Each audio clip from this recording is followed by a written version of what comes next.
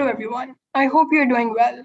Today we're going to interview the very accomplished Sarah Gulamhusein, who has been registered by the Kenya Counselling Psychological Association and the Kenya Psychological Association and British Psychological Society. She's also active in social works and is the founder of TsaZesh, which seeks to fight for a society where the rights of the mind, body, and soul are protected, cultivated, and nourished. We extend a very warm welcome to you. How are you doing today? I'm doing well. Thank you very much for that kind introduction. How many years of experience do you have in the field of psychology? So I've worked in the field of psychology for the last 4 years. I graduated with a master's in 2017. That's very exciting. Yeah. What are the common issues that you deal with? So working as a psychologist, you work with a range of different issues. For example, I started by working with grief and bereavement, so offering grief counseling. And then I started with anxiety, depression. So when you're studying in psychology, you learn about the different grades of, or like the different severities of mental health disorders and illnesses.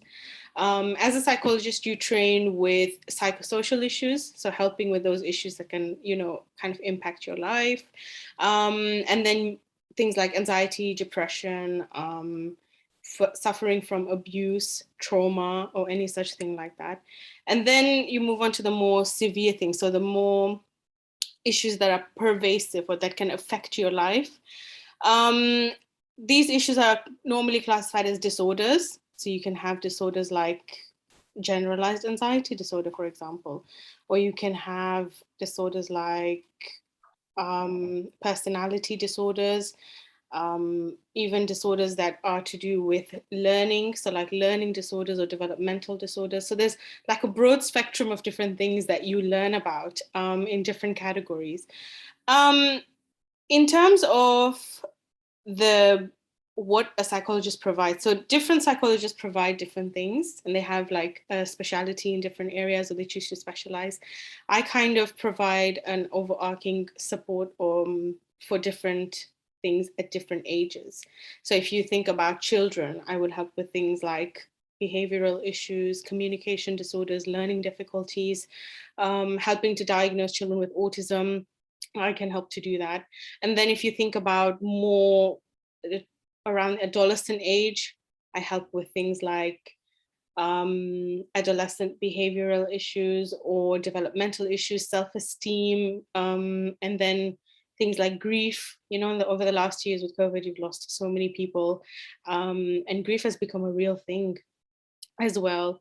Things like eating disorders, substance abuse, and addiction. I kind of have experience in all these different areas. And then when you move a little bit older, so like the young adult or like more towards 30s, 40s, you can have kind of difficulties with abuse or difficulties with midlife crisis, difficulties with, if you're married, difficulties with children, pre and postnatal issues, fertility problems, things like that. So it's kind of a spectrum. I'm just trying to give you a general idea of what it is that we train as psychologists. And what are your ways of treatment, and how do you make sure your ways of treatment are effective? So the treatment will depend on what exactly the client comes into the clinic with. It's different for different people, and not all of them work. I'll give you a couple of examples. So when someone comes in with anxiety, let's say, so they're experiencing anxiety, they're experiencing panic attacks, and they don't really know what's happening or why it's happening. The first thing I do as a therapist is try to get as much information as possible. What's happening? What are you going through? And then based on that, I will make a care plan, kind of like a treatment plan for them, depending on what exactly they're going through and what they're comfortable with. Usually people with anxiety, I would employ CBT. So CBT is cognitive behavioral therapy, and that kind of helps you challenge those negative thoughts or intrusive thoughts that are causing you to feel anxious, or those fear-based thoughts that are causing you to be anxious. But it doesn't work for everyone. right? So if CBT doesn't work, then I'll try something else. There's so many different therapies. Like I can give you a couple of names, but they all mean or try to achieve something different. Like there's psychodynamic psychotherapy, there's family systems therapy, acceptance and commitment therapy. So there's different kinds of therapies. And it really does depend on what you're coming in. So someone who say is coming in with trauma, they've had a traumatic experience, maybe they've been abused or something has happened, I would use a therapy called trauma focused therapy, which kind of focus on their trauma and just deal with that, not any of the surrounding issues unless they need to. So everyone kind of has an individual plan. How do you know the treatment is effective? It's, as a therapist, it's very easy to know, because a lot of people come into my clinic thinking that I'm a doctor, I'm going to give you something to do, you'll do it and you'll get better. But actually that's not the case. It takes a long time for that person to firstly accept what is happening to them, and then to start empowering themselves to move on. So most of my sessions is just slowly nudging and pushing the client to take control of their mental health and try to help themselves better themselves, because everything that we do is in our control, right? So it really does depend. For some people, the treatment is effective straight away because they're very proactive. They'll take the advice and the techniques that we learn during the sessions, and they'll actually practice it in real life and when they're away, from the session. But that doesn't happen in all cases. Some people take a long time to get to that point where they can accept this is what's happening to me, and I need to change. I need to start changing the way I'm seeing myself and my mental health. So it does take some time for those people. Generally, the treatment works when you start looking after yourself. So you use the techniques that I'm giving you and the discoveries that you make in the sessions, the realizations that we come to. But outside of the session, when you start looking after yourself, that's when I see that the treatment is being effective. How would you suggest that we recognize and solve issues? Like, how would we recognize if we know someone? Basically, how would we recognize that they're going through something? That's a very good question. It can be very hard. It can be very hard sometimes to see things that are right in front of your face, because it's easy to be in denial about someone struggling in a way that you don't understand, especially if you've never heard of mental health or you don't know what it's about. It's hard. But there are a few key things that you need to understand. Firstly, it's just like a physical health problem. You know something's wrong. You feel that there's something wrong, something that is not part of your daily life, or maybe it is part of your daily life, but it's affecting you so much, So you do get that realization. When you feel like you have a burden, right? So there's a burden on your shoulder, you can't explain it, your heart is heavy, it makes you feel sad, it makes you feel down. That's when you have to realize, okay, there's something happening and I need to understand what it is. I have to explore what it is. Extreme mood swings could also be a symptom. Excessive fears, when you're really scared of something and it makes you kind of lash out or turn inwards and become really quiet and silent. So when your behavior is out of the ordinary, right?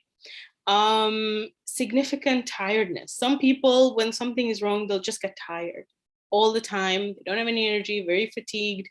And that can be a sign. That can be a sign that there's something going on, but you're not really sure what it is. When you're unable to cope with things that happen, so anything new that happens in your life or something sudden, you just lose it, right? You have a very strong reaction to it that's not normal, or it's, like I said, it's out of the ordinary. That's when you know something is happening. So if you see all these, different things, you may have to realize, okay, I need to talk to someone. And the first thing I would recommend is talk to a family member or friend, someone who you trust, right? And if that doesn't help, or if you realize through that there's something more, or there's something else that's really bothering me, then seek support, seek counseling or therapy, because it really does help. All right. In your career, have you ever come across people suffering from psychotic disorders? Yes, I have actually. So there's for psychotic disorders, there's a huge range, and it sometimes can be really difficult to pinpoint because some clients that come into the office, they wouldn't really be honest about what's happening because there's a lot of stigma around mental health. So it kind of pushes people to hide those parts of themselves. Um, I have had a few. I've had one client who was diagnosed with psychosis. So she had hallucinations and delusions and all of these unhealthy behaviors. And there was another boy, but I never saw him. But I was asked about schizophrenia. So there are people in our community that do struggle with things like this, but they really hide it because of the stigma. And there has to be a point where we realize it's not going to help. It's not going to help that person. It's not going to help their family. It's not going to help our community, right? So I'm really happy that you are talking about psychotic disorders and how they usually get, shoved under the carpet. But we can't keep living like that. If something is wrong, it's our duty to help, right? Exactly. Yes. How long does it typically take for a person seeking help to get better? Um, so as I said before, it does depend on how well they take to the therapy, how much they're proactive with taking those techniques and putting it into practice. Because at the end of the day, just like when you go to a doctor, even when you go to a psychologist, it's the same thing. The advice they give you, you have to take that advice. You have to try and do it like a lifestyle. Like, for example, I was just talking to someone the other day and they asked me, why does it take so long for people to get better when they see a psychologist? And I gave the example that think about a person who's going to a doctor, you get diagnosed with diabetes, okay? Let's say, for example. And what happens then? The doctor will give you, medication, do some blood works, all the different things. But then they're going to sit down and talk with you about your lifestyle. You can't have sugary things. You have to go on a strict diet plan, right? You have to be very strict with your medication. You have to change your lifestyle. There are certain things you can't do when you have diabetes. And that's the same thing with psychology. There are certain unhealthy practices that you've been doing, but you can't do them anymore now because they're affecting you in a harmful way. So it's all upon the client, the person who is seeking the help, to take that advice and to try and make those small changes so that they can live a better life. They can be healthier and happier. And as I said before, that's when the treatment actually starts working. So usually for certain therapies, it takes maybe 8 sessions or 10 sessions. So there's a fixed amount of sessions. But if you don't put in the effort for those 8 sessions, you're going to take another 8 sessions and another 8 sessions until you finally can see some change in your life. Do you have any advice for people who are seeking mental health? Um, there's a lot I can say clearly about mental health. What I will say is 2 things. One, everybody is different. Everybody is unique. And so even though we'll say, okay, this person has anxiety, so you start thinking about all the other people that have anxiety and you say that's the same person. No, everybody is very different and we react and respond differently to different things. And that means even when we have a mental health problem or a disorder or an issue or anything to do with mental health, you're going to be different. Your triggers will be different. Your fears will be different. The way you respond to situations is different. So, yes, you can try to put yourself in someone else's shoes. You can try to be empathetic, but don't compare two people who have the same thing because that's just not going to help. That's going to create even more stigma. And that's not what we need right now. So that's the first thing. Second thing, don't suffer in silence. You may think that if you hide it, it's going to disappear, but it's not going to disappear. There's a reason why you're experiencing what you're experiencing. There's a reason why you're struggling. And until until you give yourself that voice, until you give yourself that power to talk about it, to try and figure out what it is, to explore it, it's not going to disappear. It's not going to go away. And it's only when you look after yourself that you can look after someone else. Because if you don't have any energy left for yourself, you're not going to have energy for anyone else. It's just going to be you being stretched thin and pulled in different ways, right? And that's not going to help. That's not going to help anybody in your life. That's not going to help you. And even if you decide to do something else to get rid of the problem, it's not going to help either. So if you are struggling, if you are suffering, if there's something wrong, then try to help yourself. Try to find the best solution. And you might not get it right the first time or the second time or the third time, but keep trying until you can finally get to the bottom of it and deal with it in a way that's going to make you feel happier and healthier, so that you're not struggling anymore. Lastly, I would like to ask, what inspired you to start your organization, TsaZesh? I hope I'm pronouncing that right. Yeah. So Suzesh has been at the back of my mind for a long time.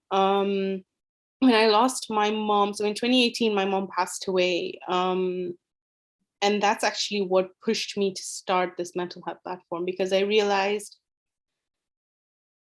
that so many people struggle in different ways. For me, it was grief, but for different people, it's different things. Like I said, everybody is unique. But the way our society is, it's not kind to people who struggle. Our society is not helpful to people who struggle. So I decided, for the sake of my experience and for the sake of my mom, I would make sure that no one else has to go through what I did when I lost her. If you're struggling, you deserve to have a voice. Your lived experience, even if it's an ugly experience, it has power. And that's what I wanted to do. I wanted to give a platform to those people who don't have anywhere else to go. So yeah, that's the reason why I started TsaZesh. And we have quite a few projects. You can check out our website, and you can always get in touch with me for anything. I'd be happy to help. Thank you so much for not only your platform, but also your time. We really appreciate it as a group. Thank you so much. Thank you.